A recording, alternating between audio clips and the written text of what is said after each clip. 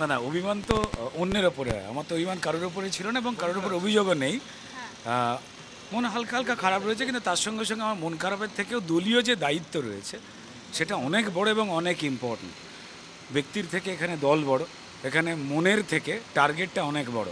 সেই টার্গেটটা হচ্ছে যে মোদিজি যে বাস্তবিক স্বপ্ন আমাদের সফল করবার জন্য মাঠে নামিয়েছেন, মানুষের জন্য, প্রান্তিক মানুষের জন্য, দল মত ধর্ম নির্বিশেষে পিছিয়ে পড়ে থাকা যারা মানুষ রয়েছেন তাদের তুলে আনবার জন্য, এবং তার সঙ্গে সঙ্গে গণতন্ত্রের হত্যাকারী তৃণমূলের বিরুদ্ধে আপোষহীন লড়াইয়ের জন্য। ফলত দল যে কর্মসূচি দিয়েছে, ক্যাম্পেইন থেকে শুরু করে আরও অন্যান্য নাটকের মাধ্যমে প্রচার, সেগুলো রাজ্যের দায়িত্ব আমার উপরে রয়েছে। ফলে সেই বিষয়ে কাজ এবং কথার মিটিংয়ে করতে এসেছি। আরও যা যা দলের রাজ্য নেতৃত্ব বা কেন্দ্র নেতৃত্ব নির্দেশ দেবেন সেটা জানতে এসেছি কীভাবে কী হয়। একটা খবর পাওয়া যাচ্ছে যে অভিজিৎ গঙ্গোপাধ্যায় হয়ে প্রচারে নামবেন রুদ্রনীল ঘোষ, আপনি যাবেন, বিষয়টা কতটা সত্যি?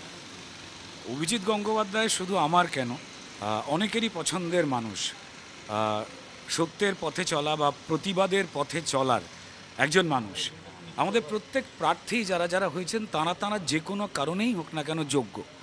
এবার ডেফিনেটলি অভিজিৎ বাবুর প্রচারে অবশ্যই যাব। লাগাতার শুধু নয়, যে ওখানে গিয়ে আমার নিজের মনে হচ্ছে যে থেকে কাজ করা উচিত সারাদিন।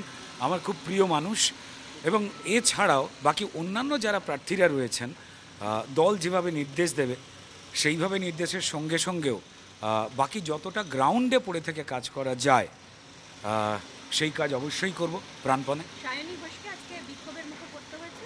প্রশ্ন তুলেছেন রাজপুর সোনারপুর 34 নম্বর ওয়ার্ডের মহিলারা, যে কেন ভোট দেবো, এখানে উন্নয়ন কিছুই হয়।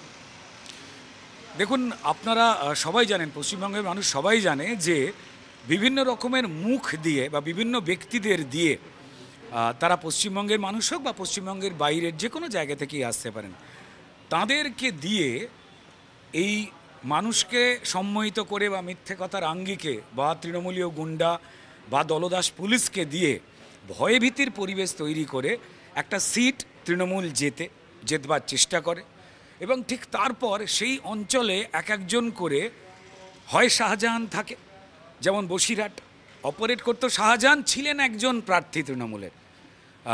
অনেকেই বলতে তিনি নাকি যেতেন না। আসলে প্রসঙ্গটা হচ্ছে তিনি যাতে না যেতে পারেন সেই ধরনের প্রার্থী খুঁজে বার করা হয়, এবং পুরো এলাকাটাতে লুটপাট চালান, গণতন্ত্র লুট করেন তৃণমূলের গুন্ডারা। যেমন বসিরহাটে শেখ শাহজাহান, ঠিক তেমনই যাদবপুরের এই অঞ্চল লুটপাট রক্তপাত করান মুখ্যমন্ত্রীর কথায় বোমবাদা শওকত মোল্লা, যাকে মুখ্যমন্ত্রী জেড ক্যাটাগরির নিরাপত্তা দেন। অর্থাৎ তিনি বারবার প্রমাণ করেছেন যে তিনি পশ্চিমবঙ্গের মানুষের পক্ষে নয়, তিনি হিন্দু হোক বা মুসলমান, তিনি আসলে দুষ্কৃতীদের পক্ষে, মানুষের লুটেরাদের পক্ষে, ক্রিমিনালদের পক্ষে।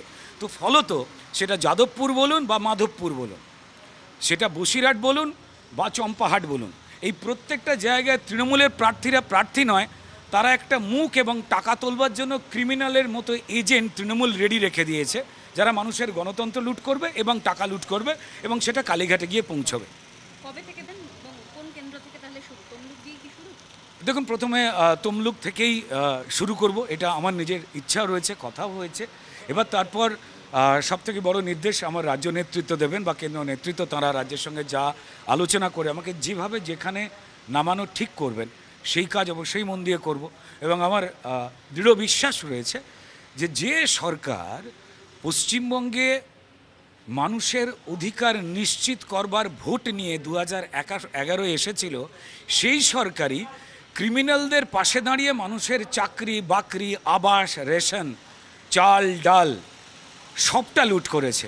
তাই তিনি হিন্দু হোক বা মুসলমান হোক, পাঞ্জাবি হোক বা শিখ হোক বা খ্রিশ্চান মানুষ বা অন্য ধর্মেরই মানুষ হোক না কেন, মানুষ নির্বোধ নয় যে ক্রমাগত মিথ্যে কথা বলে তাকে লুট করে, তার কোনো কথায় সে বিশ্বাস করে তাকেই ভোট দেবে। পশ্চিমবঙ্গের মানুষ তারা বিজেপিকে ভরসা করছে, তাই আমাদের প্রত্যেক দিন কার্যকর্তার সংখ্যা বাড়ছে, মানুষের আশীর্বাদ বাড়ছে, কারণ তারা চোখে দেখেছেন যে তাদের হয়ে লড়াই করতে গিয়ে আমাদের এখনও পর্যন্ত 200-র উপরে কার্যকর্তা নিজেদের প্রাণ বলিদান দিয়েছেন। আমরা বলিদানের জন্য প্রস্তুত, আমাদের জীবিকা গেছে, ঘরবাড়ি গেছে, যতক্ষণ না পশ্চিমবঙ্গে শুধু 24 নয় 26-এর যে নির্বাচন আছে, যতক্ষণ না পর্যন্ত আমরা গণতন্ত্রের প্রতিষ্ঠা করতে পারছি, যতক্ষণ পর্যন্ত তৃণমূলকে উৎখাত করতে পারছি, তার এই লুটেরা যে মনোভাব ততক্ষণ পর্যন্ত আমাদের লড়াই চলবে, তারপরে লড়াই থামবে না। কারণ এরপরে পশ্চিমবঙ্গ যেভাবে পিছিয়ে পড়েছে অর্থনৈতিক দিক থেকে, আমাদের এখানে ফাইন্যান্সিয়াল কোনো ইনফ্রাস্ট্রাকচার নেই, কলকারখানা নেই, বড় বড় উদ্যোগপতিরা আসতে পারছে না, সেটাকে সুনিশ্চিত করে পশ্চিমবঙ্গের অর্থনীতিকে চাঙ্গা করতে হবে। এটা আমাদের দ্বিতীয় ধাপের কাজ।